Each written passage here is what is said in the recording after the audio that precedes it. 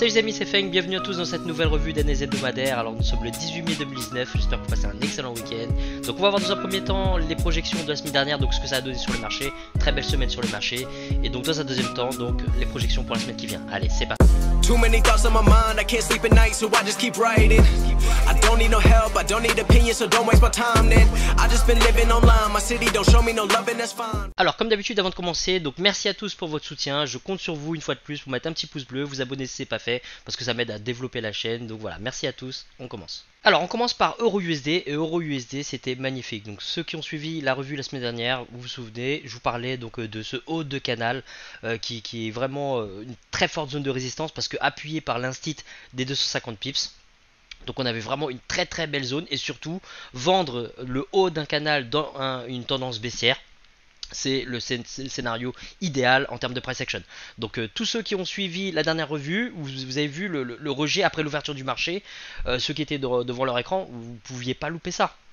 On a eu un beau rejet, on a eu une englobante magnifique. Alors selon les brokers, oui, il y a eu des patterns différentes, mais bon, dans tous les cas, vous avez eu un rejet de cette zone institutionnelle des 250 pips, 1,1250, et tous ceux qui se sont positionnés donc à la vente, et vous vous êtes régalés. Vous êtes nombreux donc chez les insiders à avoir pris ce setup.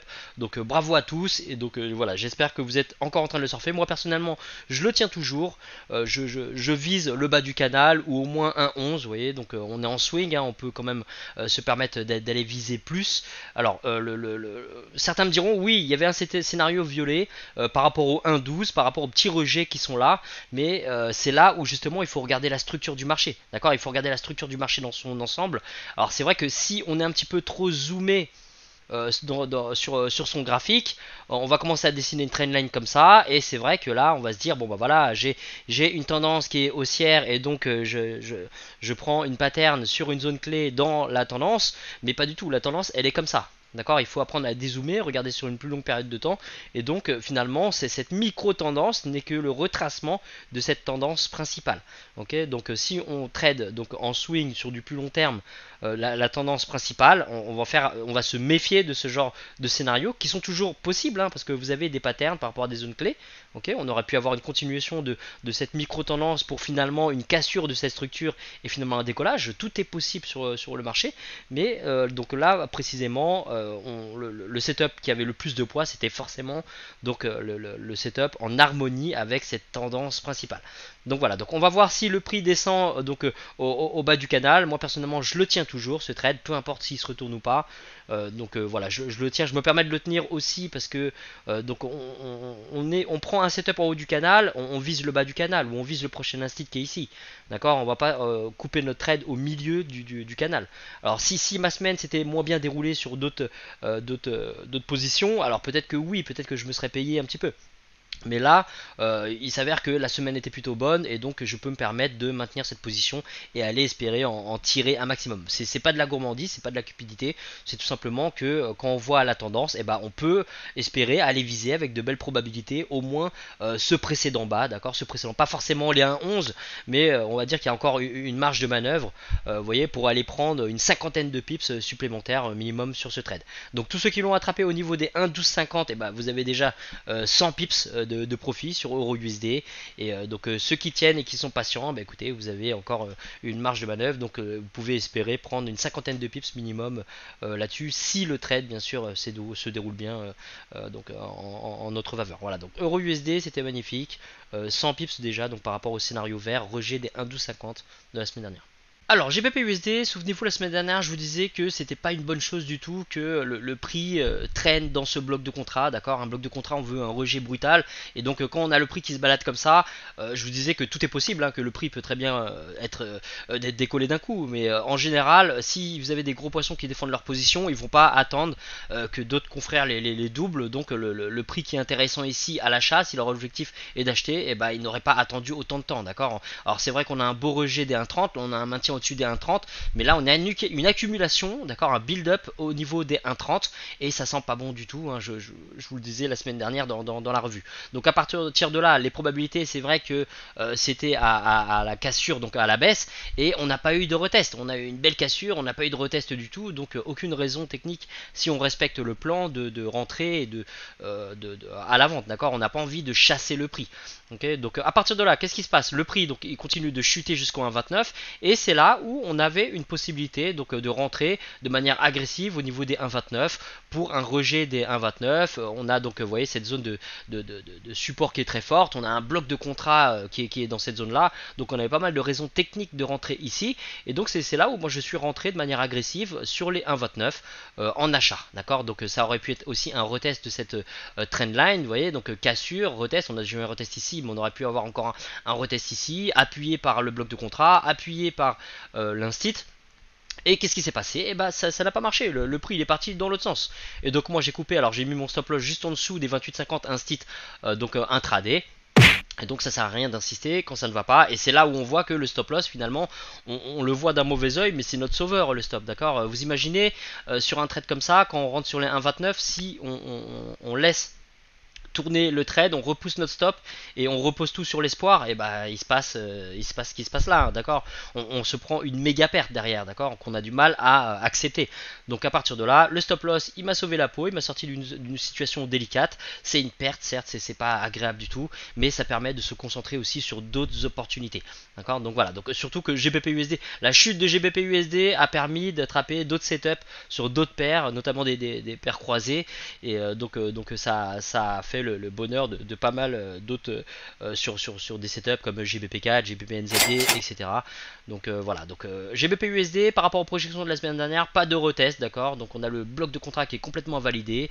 Donc après ici, vous voyez, on a un genre de cassure retest au niveau des 1,28, hein. On a la cassure, on a le retest, sauf que là, vous voyez, le retest, bon voilà, le prix il est maintenu en dessous des 28, il pique, mais en termes de pattern, c'est pas terrible quoi. D'accord, donc ceux qui rentrent en agressif au moment où ça revient, ça retrace sur les 1,28, ok. Ok, donc là vous avez quasiment 100 pips de profit, mais sinon si vous attendez une pattern claire, bah on n'a rien, on n'a pas de marteau dans le bon sens, on a des bougies d'indécision, on a des petites bougies un peu fragiles, on n'a pas d'englobante baissière ou quoi que ce soit. On aurait aimé, vous voyez, ce genre d'englobante baissière, pardon, mais à ce niveau là, donc voilà, ce qui n'est pas arrivé. Donc voilà, donc GBP/USD un peu compliqué, le setup de rejet des 1,29 pour ceux qui rentrent en agressif comme moi, vous faites sortir, c'est pas méchant, et puis derrière bon, on n'a pas réellement de pattern par rapport au plan défini pour vendre GBP/USD. Alors UJ cette semaine c'était pas mal aussi, donc souvenez-vous par rapport aux projections de la semaine dernière, je vous disais que le prix s'il descendait jusqu'au 109, la surextension du prix par rapport à la moyenne ce serait vraiment magnifique, et c'est ce qui est arrivé, d'accord. Donc je suis pas devin, le prix il aurait pu partir dans l'autre sens, mais quand on est un trader, tout ce qu'on fait c'est des projections. D'accord, et on se dit voilà, si le prix fait ci, je vais faire ça, si le prix fait ça, je vais faire ça. Il faut s'attendre à tous les scénarios possibles. Il faut pas être parti pris pour un scénario en particulier, parce que c'est là où on va laisser rentrer nos émotions et on risque d'être déçu tout simplement parce que on avait parié sur une solution, sur une issue plutôt qu'une autre. Et donc voilà, il faut toujours réagir au price action, s'attendre à tout. Et donc ce qui dans le cas précis de UJ, c'était magnifique, d'accord. Donc la projection par rapport au 109, rejet des 109, bravo à tous ceux qui l'ont attrapé. Petite dédicace à toi Nico, tu l'as attrapé si mes souvenirs sont bons à 109,03. donc vous voyez Nico il a pas une boule de cristal, il a juste réagi par rapport à des patterns du price action, par rapport à une zone clé, et donc le retour à l'équilibre. Donc lui il a pris ses 100 pips, donc bravo à toi. Et donc moi personnellement celui-là je le tiens encore, il y a encore de la marge donc pour le retour à l'équilibre. On est sur une zone clé certes, mais pour l'instant donc c'est vrai qu'on est sur une belle zone de résistance, hein. On va voir si ce haut ici va être cassé, retesté dans l'autre sens, ça on le verra dans la deuxième partie pour les projections. Mais en tout cas donc il y avait 100 pips entre les 109 et les 110 sur UJ, avec encore de quoi faire, on verra pour la semaine qui vient. Alors AUD/USD, pas grand chose à signaler, le marché ouvre ici, on aurait aimé un rejet supplémentaire, donc vous voyez après toute cette consolidation comme je vous disais, ou cette espèce de shopping market au niveau du 0,70, pas grand chose donc à se mettre sous la dent, et donc le prix il rejette pas du tout et il se met à chuter donc des 0,70, donc inutile de chasser le prix. Par contre on l'attend au tournant au niveau des 0,69, et au niveau des 0,69 on a une petite pattern de rejet ici. Rien de très clair, c'est vrai que bon la bougie elle ferme ici, mais elle est quand même clairement baissière. Alors quand on voit le sens du rejet, ça donne envie d'acheter, c'est possible de le prendre à l'achat. scénario bleu, et si vous êtes fait sortir sur le scénario bleu, bah, y a rien à regretter, hein. Vous avez suivi un plan, une pattern, une zone clé par rapport à cette zone des 0,69 institutionnel, pardon, et donc par rapport à la trendline qui appuyait aussi. Donc là-dessus on prend une perte, c'est pas méchant, et donc on passe à la suite tout simplement, d'accord. Mais sur AUD/USD pas grand chose donc de clair par rapport au plan de trading qui est défini sur les projections de la semaine dernière. Donc voilà, il n'y a pas grand chose à dire sur AUD/USD. Alors NZD/USD c'est un petit peu comme AUD/USD cette semaine, donc vous voyez le prix il part sans retester, sans rejeter une fois de plus des 0,66 pour nous donner une opportunité d'entrée. Le prix donc il chute progressivement à partir de là, donc vous voyez on a rien à faire, hein. On l'attend au tournant au 0,65 et le prix donc il vient progressivement dessus. On verra pour la semaine qui vient, donc si le scénario orange est probable ou pas. En tout cas on attendra des patterns, mais bon ça on verra ça dans la deuxième partie de la vidéo. Alors USD/CAD, vous avez remarqué comme cette paire aime donc les ranges, hein. Le prix une fois de plus il va rester entre les 1,34 et 1,35, donc le marché il ouvre ici, on l'attend donc au tournant sur les deux instits, le prix il arrive, il frôle les 1,35, il se balade près des 1,35 et il vient jamais jusqu'au 1,35, donc scénario bleu turquoise, on peut pas rentrer dedans, on n'a aucune raison technique de rentrer dedans. Par contre dans la suite de la semaine, le prix il arrive sur les 1,34, d'accord, scénario rouge, et là on a un beau rejet, que vous soyez rentré en agressif ou à la fermeture de cette espèce de marteau qui est clairement haussier, hein, d'accord, on a la mèche qui nous montre bien un rejet. Alors bien sûr il y a une mèche de l'autre côté, mais on voit bien le rejet quand même des 1,34. La bougie est haussière, on a une bougie de force haussière, donc à partir de là, que ce soit en agressif ou en semi-agressif, on a des raisons de rentrer techniquement à l'achat sur les 1,34. Donc 100 pips entre les 1,34 et les 1,35, on va pas chipoter pour les pips supplémentaires qu'il y a ici. Et en fin de semaine, donc le rejet des 1,35. Alors toujours vous voyez ce setup de retour aussi de mean reversion vers la moyenne mobile, et cette moyenne mobile qui continue, donc comme elle lag, hein, elle a du retard, elle commence à donc progresser à la hausse, et du coup le retour à la moyenne il devient de moins en moins intéressant, parce que là on a une extension du prix qui est de plus en plus faible, ok. Mais de toute façon la zone clé qui est importante c'est vraiment les 1,35 institutionnels, et donc ceux qui ont attrapé en agressif donc la vente sur les 1,35, et ben vous avez 70 pips supplémentaires, donc juste en fin de semaine avant la fermeture du marché. Donc voilà, donc 100 pips, donc scénario rouge au décollage entre 1,34 et 1,35, et 70 pips entre les 1,35 donc et la fermeture du marché, enfin juste avant la fermeture du marché. Alors USD/CHF, donc vous êtes nombreux à avoir trappé donc ce setup de retour à l'équilibre des 1,02. On l'attendait depuis un moment déjà, vous voyez, et donc il a fait semblant de venir ici, puis finalement il a payé donc cette semaine. Donc bravo à tous ceux qui l'ont attrapé. Vous vous souvenez, je vous parlais du swap qui me gâchait un peu le trade, et que c'est pour cette raison là que je maintenais le trade au risque donc de me faire sortir derrière à break-even. J'étais prêt à sortir à zéro là-dessus, et donc finalement qu'est-ce qui s'est passé? Et bah, le prix a continué d'aller dans mon sens, et donc quand j'ai vu cette chute là, j'ai coupé aux alentours des 1,0060, 50-60 dans ces eaux là. Et pour quelle raison est-ce que j'ai coupé là? Alors vous allez me dire oui, t'as coupé pile au bon moment.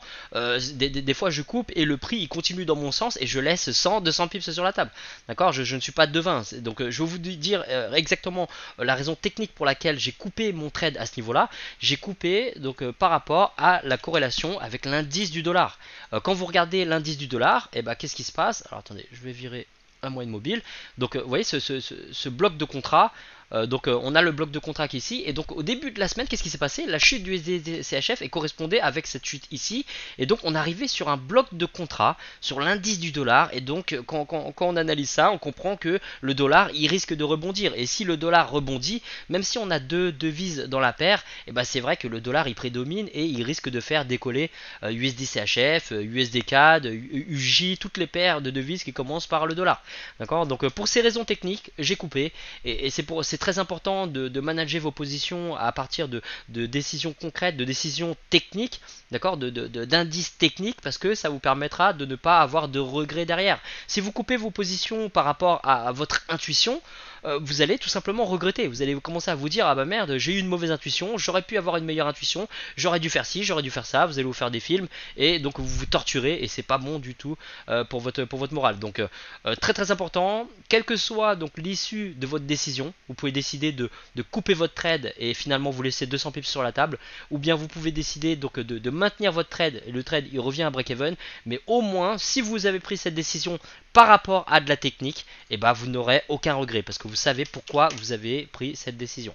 Donc voilà, donc USD/CHF, Donc le rejet des 1,02 pour ceux qui l'ont tenu, donc ça faisait donc 150 pips tout simplement. Et donc sur la fin de la semaine, on a donc le scénario vert qui arrive, on a la cassure, on a le retest, on a le rejet, on a une englobante ici. Alors c'est vrai que derrière on a une englobante et le prix repasse au-dessus de l'instit. Donc ça, on n'aime pas trop voir ça quand on prend un scénario baissier, hein, mais il ne faut pas oublier que l'instit c'est une zone. D'accord, c'est une zone de prix, c'est pas juste la ligne, on s'en fiche de la ligne, c'est une zone qui intéresse les banques. La zone elle peut intéresser les banques aussi bien à l'achat qu'à la vente, donc le setup est toujours valable. Donc bien sûr, tout dépend de là où vous avez mis votre stop. Mais bon, si vous vendez par rapport au 1,01, pardon, vous n'allez pas mettre un stop loss à 20 pips au-dessus de l'instit, hein, d'accord. Donc vous êtes toujours impliqué dedans. Le setup il est toujours valable. D'ailleurs, c'est petite dédicace à Alex aussi. C'est toi qui tiens ce setup à la vente. Il est justifié techniquement, donc peu importe l'issue du trade. Donc tu as raison de prendre ce trade là. On verra pour la semaine qui vient ce que ça donne. Donc voilà. Donc bravo à tous pour USD SHF, d'accord. Donc le setup de retour à l'équilibre a bien payé. Alors bien sûr le prix il est passé en dessous de la moyenne et donc la structure pour l'instant elle est cassée. On a le précédent bas qui est ici qui est complètement cassé. On va voir, il peut très bien venir retester, aller piquer tout ça avant de chuter ou bien complètement décoller. Tout est possible, on garde en tête que vraiment tout est possible et donc on verra dans la deuxième partie les projections par rapport à USD CHF. Alors pour EURUSD cette semaine, donc ceux qui sont encore impliqués donc dans EURUSD, bah écoutez, soyez patients. Donc on vise le bas du canal, on vise les 1,11 et donc on ne rapprochez pas votre stop loss trop agressivement parce que même si le prix chute, il pourrait très bien revenir piquer plusieurs fois les 1,12 avant de chuter pour de bon. Si il chute, hein, bien sûr. Donc voilà, donc surveillez donc le price action au niveau de la zone des 1,11 si vous n'êtes pas impliqué. On pourrait avoir un beau rejet de cette zone avec à fort support. Faites attention à vos points pivots, bien sûr. Donc vous avez les points pivots mensuels qui appuient aussi cette zone des 1,11 et le bas du canal.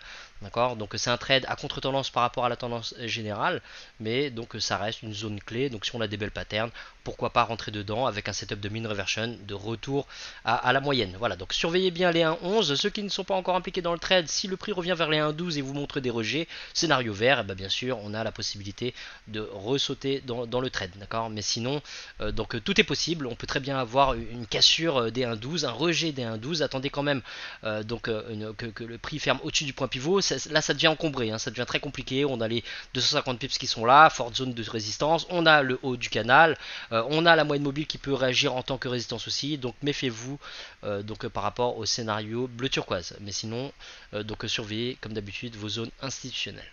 Alors GBP USD, donc après cette chute magnifique, donc là on arrive à un niveau de surextension du prix qui peut vraiment nous offrir un beau setup de mean reversion à partir des 1,27. Alors bien sûr pour avoir plus de probabilité dans l'autre sens, on va attendre des patterns du price action au niveau de notre zone clé, d'accord, les 1,27, il y a un bloc de contrat, c'est un instit. Alors oui, on a aussi l'instit des 250 pips, à vous de choisir si vous allez trader dessus ou pas. Le but c'est pas de mettre 50 000 scénarios sur votre graphique. Donc voilà, donc si vous tradez uniquement les 250 pips, ça tient la route. Soyez juste patient pour viser les 250 pips, sinon vous pouvez trader les 100 pips évidemment. Donc voilà, donc GBP USD, donc on verra. Donc moi je me fais sortir sur les 1,29. Maintenant on verra sur les 1,27 si le scénario de mean reversion tient la route. En tout cas il faut être patient. Vous avez dû remarquer qu'en swing et même sur les setups de mean reversion, il faut parfois attendre une semaine, voire 2 semaines avant que le prix aille dans notre sens ou invalide notre trade. Donc soyez patient. Donc c'est une belle zone clé à surveiller, les 1,27.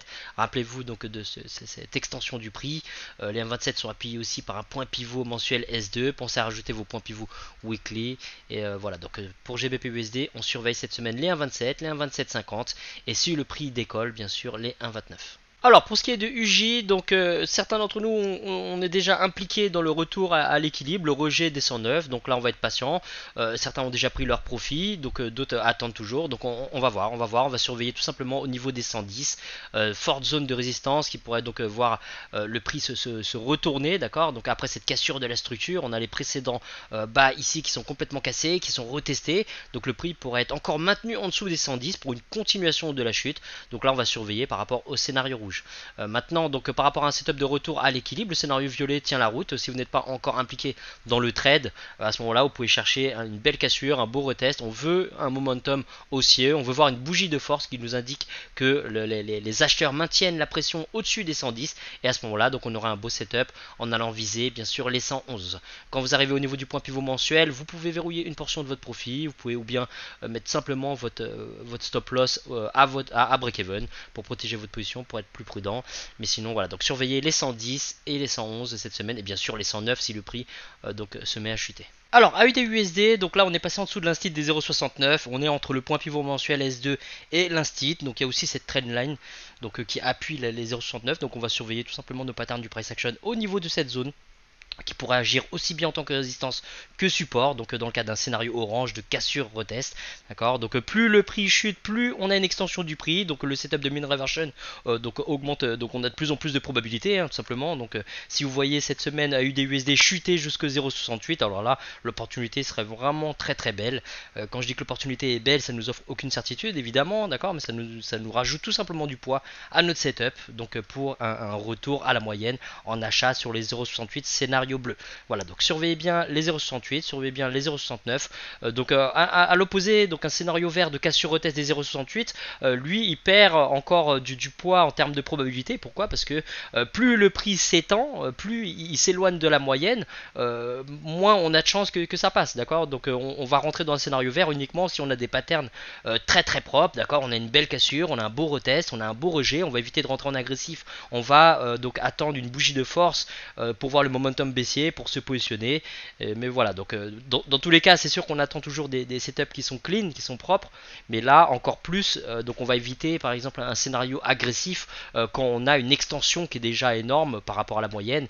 Alors on me demande souvent comment faire pour calculer l'extension. Regardez tout simplement dans le passé et dézoomer, regardez la moyenne de pips, vous pouvez très bien faire des statistiques par rapport à la moyenne d'extension du prix. On voit très bien que là sur AUD/USD par exemple, on a une extension, vous voyez, qui, alors là c'est clair que l'extension elle était énorme, mais sinon d'une manière générale, vous voyez, vous pouvez regarder d'ici à ici combien ça fait, d'ici à ici combien ça fait, d'ici à ici, d'ici à ici, vous regardez ici à ici, ici à ici, ici à ici, vous faites une moyenne, d'accord, et ça va vous donner une moyenne d'extension, et c'est comme ça que vous allez pouvoir déterminer si l'extension est bonne ou pas, parce que selon chaque paire, vous avez des extensions qui sont différentes, hein. Vous pouvez pas comparer l'extension sur AUD/USD et sur une paire très sauvage comme GBP/JPY ou sur une paire très volatile ou une matière première très volatile comme l'or, d'accord. Donc voilà, donc AUD/USD on surveille. Pour l'instant on est en dessous de l'instit à 0,69, l'extension est toujours possible, d'accord, on peut toujours avoir une continuation de cette chute, tout est possible,